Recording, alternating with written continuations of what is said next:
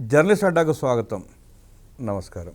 MLC Anantha Babu తన driver సుబ్రహ్మణ్యాన్ని హత్య చేసి డోర్ డెలివరీ చేసిన పరిస్థితి మనం చూసాం. ఆనాడు ముఖ్యమంత్రిగా ఉన్న జగన్మోహన్ రెడ్డి ఆ కేసు నీరుగార్చి ఎలా ఎమ్మెల్సీ అనంతబాబుకు అండగా ఉండి దళిత కుటుంబానికి అన్యాయం చేశాడో కూడా చూసాం. ఆ కేసు మళ్ళీ కూటమి ప్రభుత్వం వచ్చిన తర్వాత రీఓపెన్ అయి విచారణ జరిపించి A2గా లక్ష్మీదుర్గ చేర్చిన పరిస్థితి కూడా మనం చూసాం. తన భర్తకు సహకరించి డ్రైవర్ని సుబ్రహ్మణ్యాన్ని చంపిన విధానంలో లక్ష్మీదుర్గ A2 సిట్ విచారణ పూర్తయింది. కోర్టుకు హాజరైంది లక్ష్మీదుర్గ. ఆమెతో పాటు సహనిందితులు కూడా హాజరయ్యారు.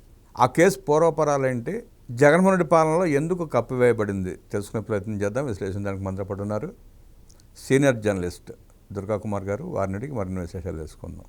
నమస్తే సార్. నమస్తే బ్రహ్మ గారు, మన జర్నలిస్ట్ అడ్డా వీక్షకులు కూడా. ఎమ్మెల్సీ అనంతబాబు డ్రైవర్ సుబ్రహ్మణ్యాన్ని హత్య చేసి డోర్ డెలివరీ ఇచ్చి సంచలనం సృష్టించిన విషయం మనం చూసాం. దళితులంటే జగన్మోహన్ రెడ్డికి ఎంత చిన్నచూపో ఆ సంఘటన ఒకటి రుజువు చేస్తూ ఉంది. అనంతబాబుకి భార్య లక్ష్మీదుర్గ సహకరించిన తీరు కూడా ప్రజలను విస్మయానికి గురి చేసింది. విచారణ పూర్తి అయిపోయింది. కోర్టులో వాళ్ళు హాజరయ్యారు. సహనిందితులు కూడా హాజరయ్యారు.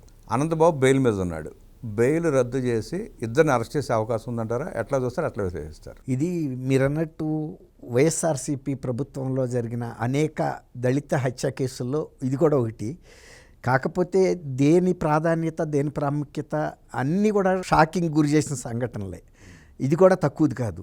ఇది డోర్ డెలివరీ కూడా చేయటం అదనపు సౌలభ్యం. ఇక్కడ మళ్ళీ వాళ్ళు వెళ్ళి ఎత్తుక్కోకుండా ఈ శవం ఎక్కడ పడిందని. డాక్టర్ సుధాకర్ది అయితే నడి రోడ్డు మీదే పెడరెక్కలు ఇరగొట్టి విశాఖపట్నంలో కొట్టిన తీరు, రోడ్డు మీద ఆయన సలసలా కాగిపోతున్న తారు రోడ్డు మీద చొక్కా కూడా ఊడదీసేసి ఒక డాక్టర్ని, సీనియర్ డాక్టర్ని, ఇవన్నీ కూడా జరిగినాయి.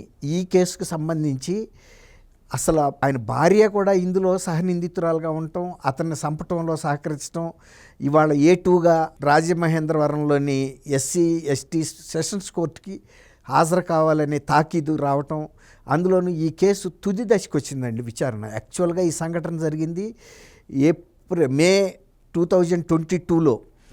అసలు చంపిన తర్వాత ఘోరాతి ఘోరమైన టార్చర్ పెట్టి చంపిన తర్వాత దీన్ని ఒక రోడ్డు ప్రమాదంగా చిత్రించడానికి కూడా ప్రయత్నించారు. తర్వాత అసలు ఒక గతంలో ఆయన దగ్గర పనిచేసిన డ్రైవర్ని అనంతబాబు అంటారు, కానీ అనంత ఉదయ్ భాస్కర్ ఆయన పేరు, ఎమ్మెల్సీ. మరి డ్రైవర్గా పనిచేసిన వ్యక్తిని అంత కక్ష కట్టి ఒక క్రూరాతి క్రూరంగా సంపాల్సిన కారణం ఏంటి అనేది కూడా చాలా తీవ్రమైన అంశం.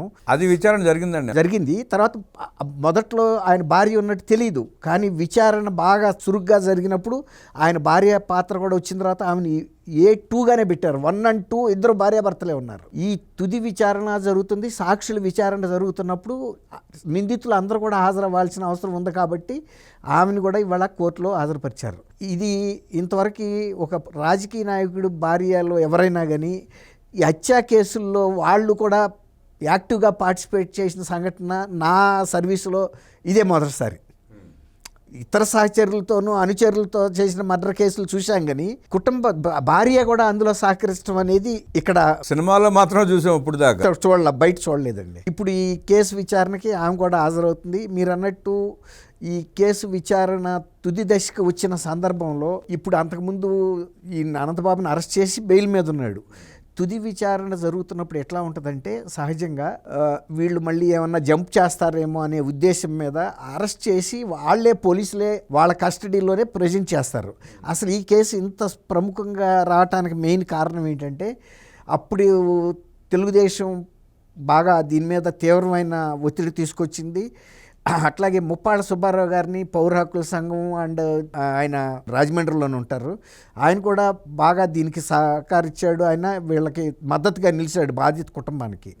లేకపోతే అసలు ఈ కేసు ఇంతరాక రాదండి. అనేక సార్లు ఇది దాదాపు సుప్రీంకోర్టుకు కూడా వెళ్ళింది. విచారణ త్వరగా జరపమని, నిందితులు ఎవరైనా ఎటువంటి వాళ్ళైనా శిక్ష వాళ్ళ మీద కేసులు పెట్టమని. ఎందుకంటే జగన్మోహన్ రెడ్డి గారు అనుక్షణం ప్రతిక్షణం అతన్ని కాపాడుతూ వచ్చాడు.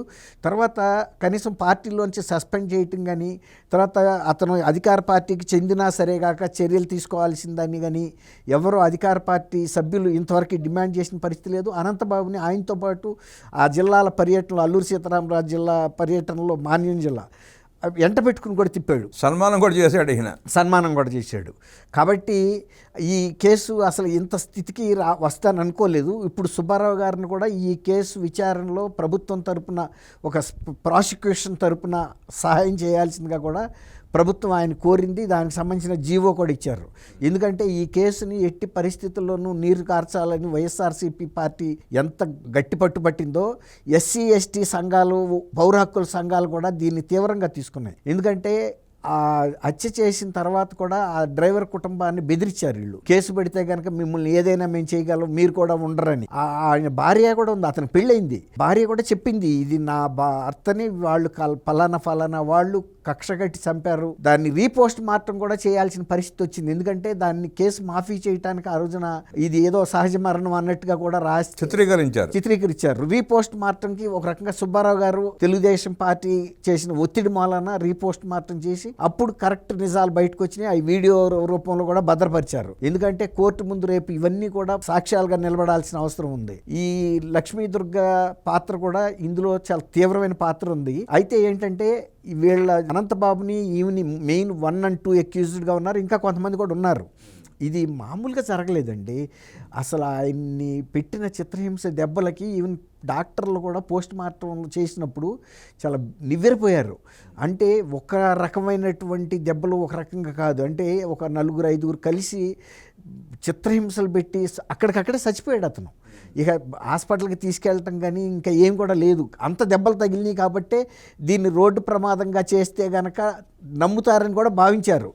అయినా ఇదంతా చేస్తే కూడా కట్టుకథ అవుతుంది. ఇంకా లేనిపోయిన వివేకానంద రెడ్డి గారి కేసులాగా గుండెపోటుని, అది హత్యని గుండెపోటుగా చిత్రిస్తే ఏమైందో దానికన్నా డైరెక్ట్గా తీసుకెళ్ళి డోర్ డెలివరీ ఇచ్చి మనమే దగ్గరుండి అంత్యక్రియలు చేయించేస్తే కనుక ఈ కేసు వెలుగు చూడదనుకున్నారు. అంటే వాళ్ళ నుంచి అంత ప్రతిచర్యని వాళ్ళు మనం గతంలో కూడా చాలా హత్యలు చూసామండి. ఆవేశంలో హత్య చేసి పారిపోయిన చూసాం, కానీ కక్షపూరితంగా రాక్షసత్వంగా ఇంటికి డోర్ డెలివరీ చేశారంటే ఎంత ప్రీ ప్లాన్డ్గా, ఎంత అహంకారంతో చేసుకుంటారు. అహంకారము, అక్కడి నుంచి ప్రతిఘటన రాదనే ఒక ధైర్యం, వాళ్ళు ఏం చేయలేరు, నాకున్న రాజకీయ పలుకుబడి అంతెందుకండి. ఇప్పుడు ప్రజెంట్ ఎమ్మెల్యేని కూడా ఆయన అమెరికా నుంచి ఫోన్లో కూడా బెదిరించాడు.